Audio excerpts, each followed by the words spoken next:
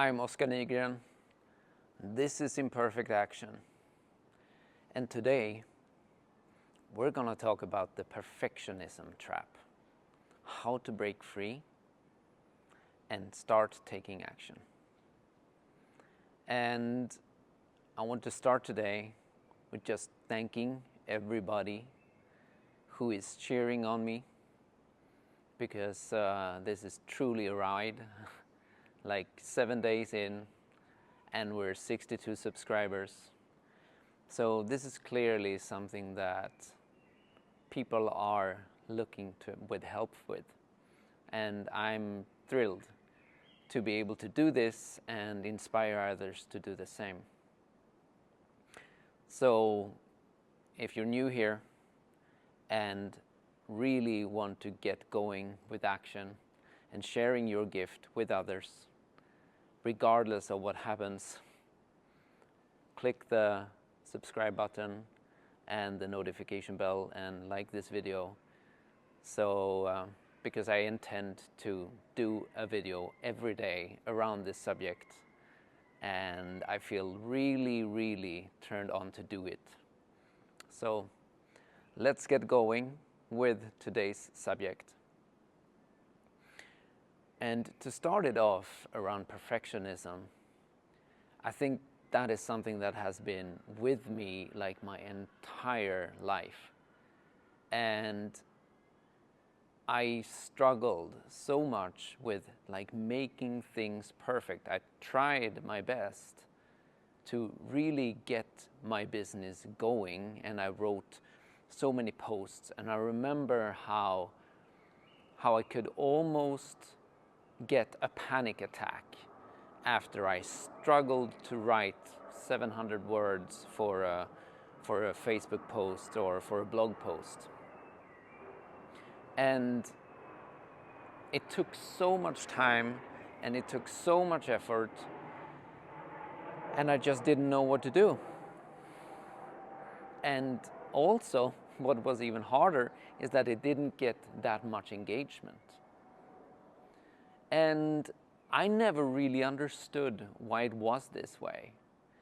But there was something now that I come to understand, is that I was not only critical about myself, I was very critical about others too. So every time when I saw someone, like, let's say, doing a video like this, I would scold them and say like, oh my God, he missed this or he missed that, he could have done that way. So I pointed finger at someone who's just starting out, And no wonder that I had difficulty myself starting out. Further down the road, I started to realize that that's actually a law, It's called actually the law of of cause and effect. And it goes like this. Everything that you do to others in thought, word, or deed shall be done towards you, for good and for bad. So if I judge someone for not being perfect, I will judge myself for not being perfect too. So if you have trouble taking imperfect action or getting past your perfectionism, start looking at what you're saying about others who are doing the same. Not necessarily like me, but someone in your life or someone you've seen somewhere where you have a hidden judgment against their way of being. Because most likely, what you don't like about them is something that you do not like about yourself. This brings me also to what duality is. You know, we live in a universe that's a oneness, as we're saying in the spiritual community. But that oneness is composed of a duality. And it's a duality in traits. So every trait has an opposite. Every emotion has an opposite.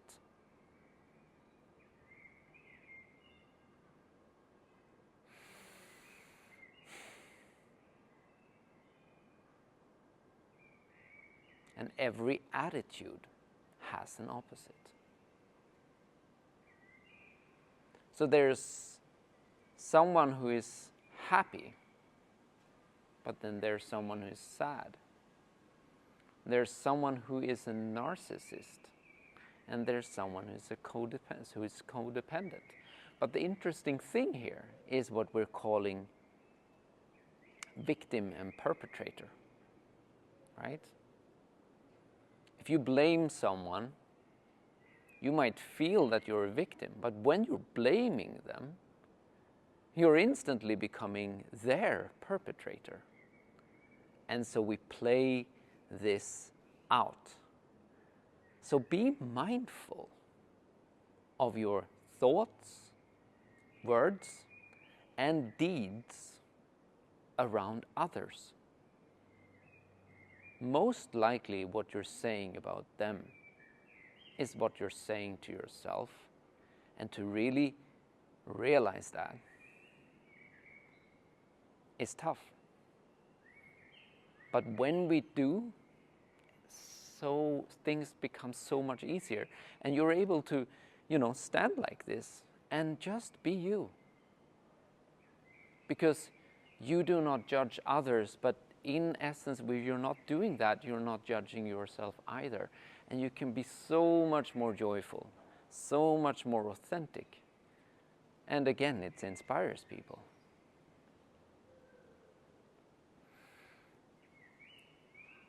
Being okay with others' flaws makes you being okay with your own.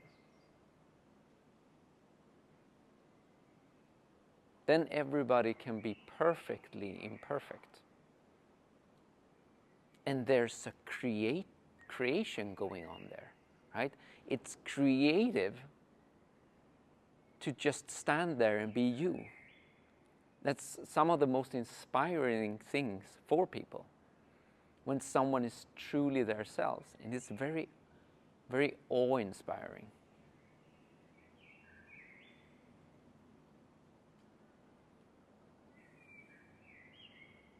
We're not made to be copies of one another. The school system and the society sort of makes us grow up to become this cookie-cutter mold.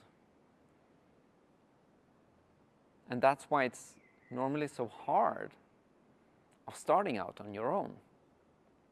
Because the only thing you know is to repeat what someone else is doing.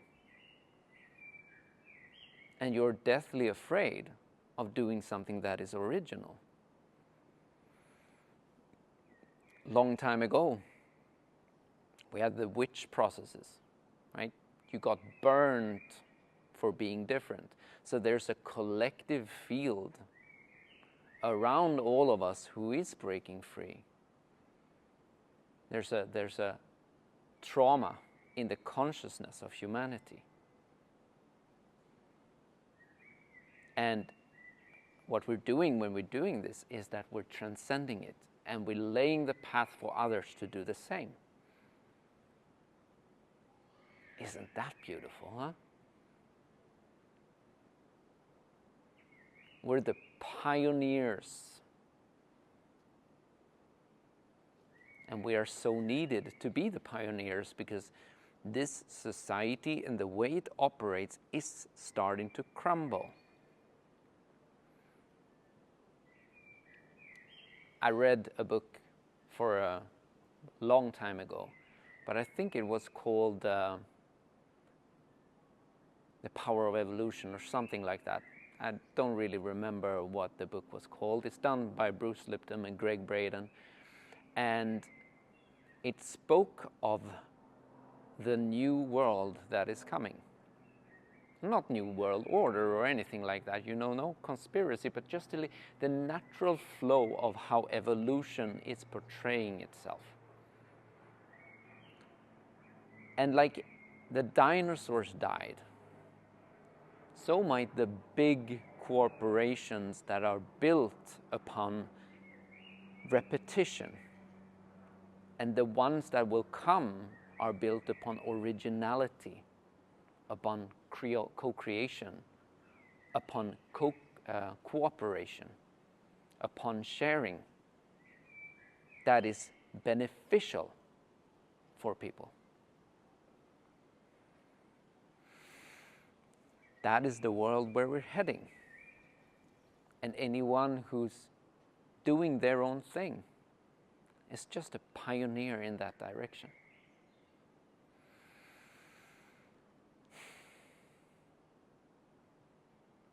And when you're standing in front of the camera and you're allowing it to roll, there's an uncertainty there. But in that uncertainty, there's a creativity, there's a playfulness, there's an unfolding of the unknown.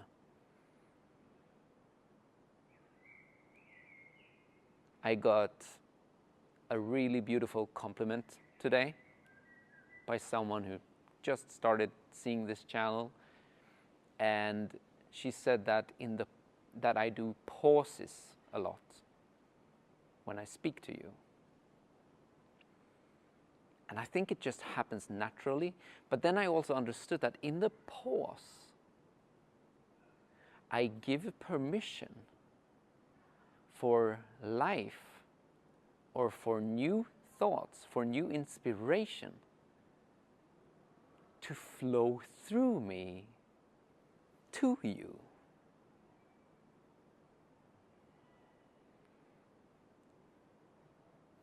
It's like it just comes when you pause and you give the listener time to soak in what it is that you're saying.